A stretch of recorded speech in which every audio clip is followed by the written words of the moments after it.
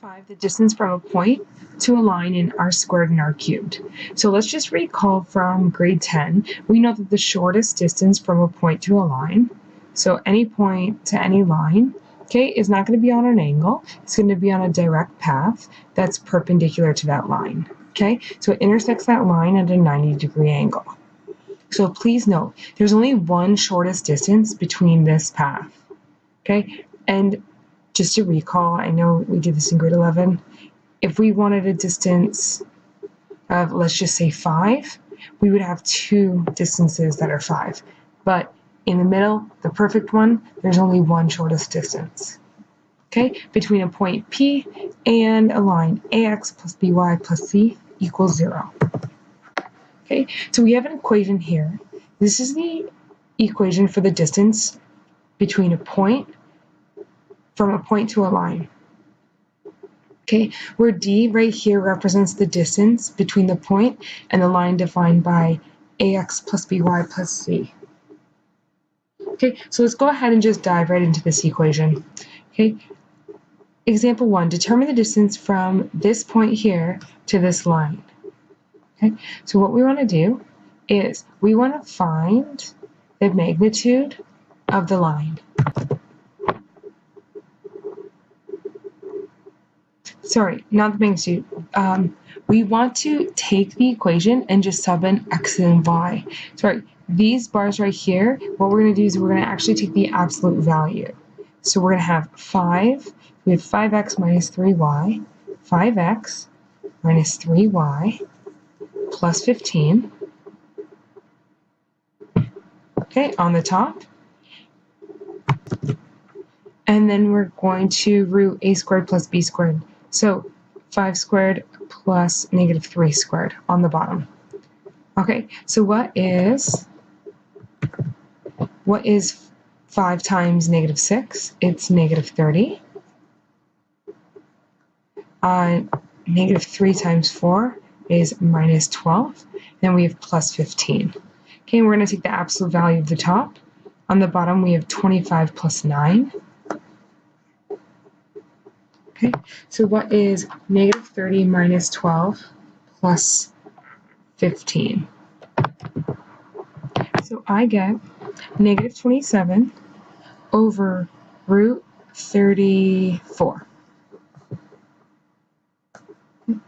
So in other words, this is just 27 over root 34. And if you go ahead and calculate this, I get 4.63. 4.63, and we can say units because this is a distance, okay? Just remember, distance is always measured in positive. That's why we have the absolute value symbol there. Okay? We can't run negative 5 kilometers, so we can't measure a distance in negative numbers. Example 2, determine the distance from this point P to this line. Okay, so first we need to rewrite this line in Cartesian form. So why don't we go ahead and write this vector equation as parametric equations. Okay, so minus 4s and then plus 3s. Okay, so you just take each component. Negative 2 minus 4s and then negative 1 plus 3s. What we want to do for here is we want to isolate for the s's. So in other words, write in symmetric form. So I get x plus 2 divided by negative 4 equals y plus 1 divided by 3. Okay, so if we were to take these symmetric equations and cross multiply, this is what we would get. Okay, and now all we have to do is expand and simplify.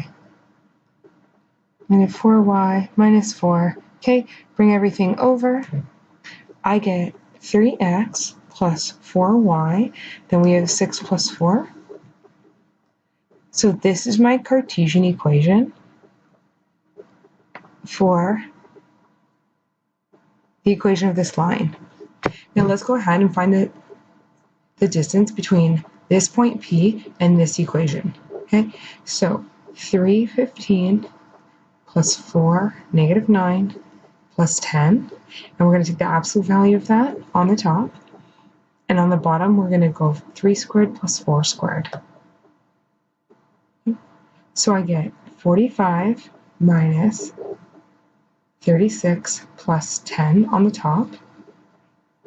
And I get 9 plus 16 on the bottom. Okay, and we keep going. 45 minus 36 plus 10. I get 19. I'm going to drop the absolute value bracket because it's already positive. And then 9 plus root 16 is just root 25, which is just 5. Okay, so when I calculate 19 divided by 5, I get 3.8 units.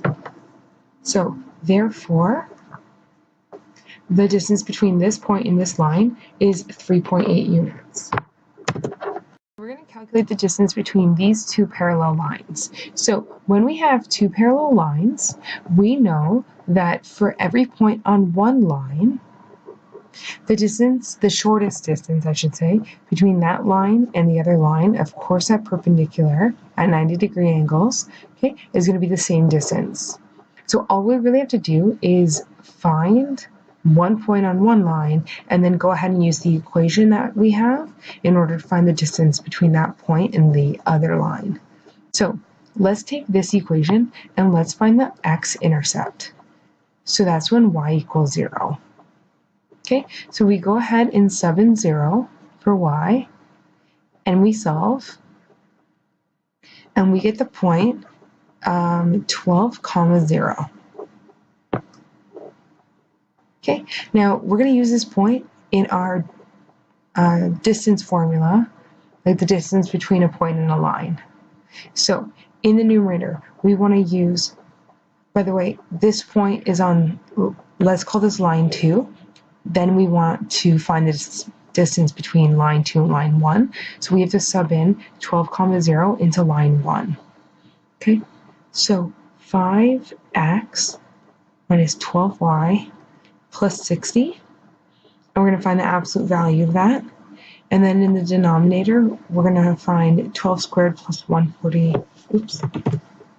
it's a 5 squared plus 12 squared. Got ahead of myself there. Okay, numerator, 60 plus 60. Denominator, root 25 plus 144. Okay, 60 plus 60 is 120, and that's already positive, so I'm going to drop the absolute value signs. Okay, and 25 plus 144 is 169. So I get 120 over 13. So when we calculate that, I get 9.23 units. Okay, so the distance between these two parallel lines is 9.23 units. Okay, so now we're going to find the distance from a point in 3, r cubed, okay, in 3D. So when we have an x, y, z. So we cannot use the previous formula because the previous formula, we only have ax plus by. We have no z component. If there was a z component in here, then we would be talking about a plane, right? So instead, we're going to use this new formula right here. Okay, where q is a point on the line, p is any other point. So we're going to find, of course, a direction vector between q and p, and both whose coordinates are known, and vector m is the direction vector of the line. Okay, so let's do this step by step. So first, let's find direction vector QP. So we know P is -1, 1, 6, and any other point on the line Q, 1, 2, -1. So let's go ahead and go P minus Q. So -1 minus 1, comma, 1 minus 2, comma, 6 minus -1. Okay, so I get -2, -1, 7. So we get direction vector of QP, -2, 1, 7. Okay, now let's start to sub everything into this equation. I'll do the equation on the right-hand side, and then I'll do like my work on the left. Okay, so we have vector M which is the direction vector of the line, which we know. So we have 0, 1, 1, and we're going to cross that with -2, -1, 7. Okay, and on the bottom, we're going to find the magnitude of 0, 1, 1. Okay, so let's go ahead. I'm going to do this again on the side. I'm going to cross product 0, 1, 1 and -2, -1, 7. Okay, so we're going to get 7 minus -1, 8. -2 minus 0. I love when there's a 0 in it. And 0 minus -2, which is 2. Okay, so I get the cross product is 8, -2, 2. And keep that in a bracket, and that's over 0, 1, 1. Okay, so in this case, these lines, they're not absolute value lines because we don't have a scalar. We still have vectors. So these actually mean magnitude. So let's go ahead and go 8 squared plus 2 squared plus 2 squared all over 0 squared plus 1 squared plus 1 squared. Okay, so I get 64 plus 4 plus 4. In the numerator, I get root 72. In the denominator, I get root 2.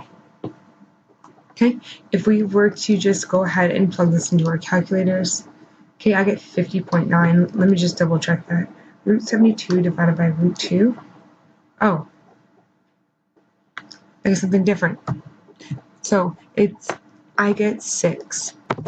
I don't know what I calculated that first time. Okay, so 6 units.